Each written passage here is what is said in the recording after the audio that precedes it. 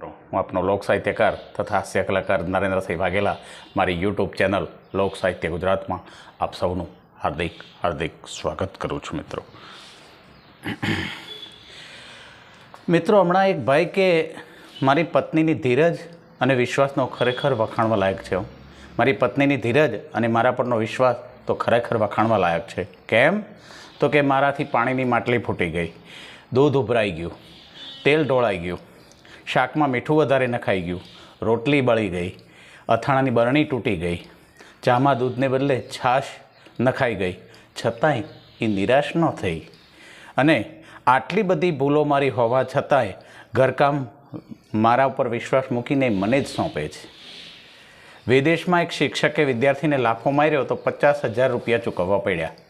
વિદેશમાં એક વિદ્યાર્થીને શિક્ષકે લાફો માર્યો એટલે 50,000 રૂપિયા ચૂકવવા પડ્યા।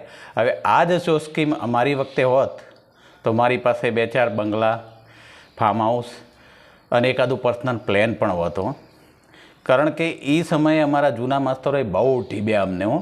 અને ઘણીક વાર તો એ ખબર ન પડવા દેતા કે શેને માટે ઢીબ્યા છે, કોઈક વાર તો એ ખબર ન પડવા દેતા।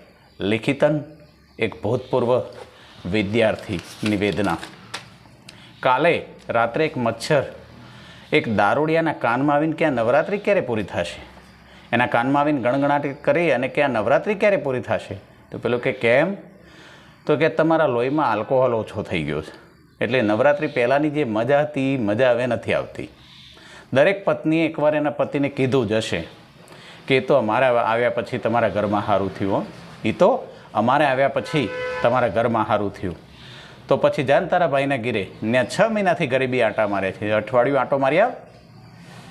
એક ભાઈ વિદેશમાંથી લગ્ન કરવા ચોમાહામાં ઇન્ડિયા આવ્યો અને એને પાછા જવાની ઉતાવળ હતી, એટલે ઘડિયા લગ્ન લેવાના અને બીજે જ દી માંડવામાં ચોરીએ ચડાવી દીધો, પરણમાં બેહાડી દીધો અને વરસાદ કે મારું કામ। વરસાદ ખૂબ થયો, ખૂબ વરસ્યો વરસાદ, ગાડીઓ તણાઈ ગઈ, રોડ રસ્તા મકાનો ધોવાઈ ગયા અને પછી કન્યાનો મેકઅપ કાંઈ બાકી રહે એ ધોવાઈ ગયો અને વરરાજા કન્યાનું મોઢું જોઈ ગયું અને વળતી ફ્લાઇટમાં પાછો વયો ગયો, હજી લગી પાછો નથી આવ્યો। Thank you very much. જય માતાજી મિત્રો।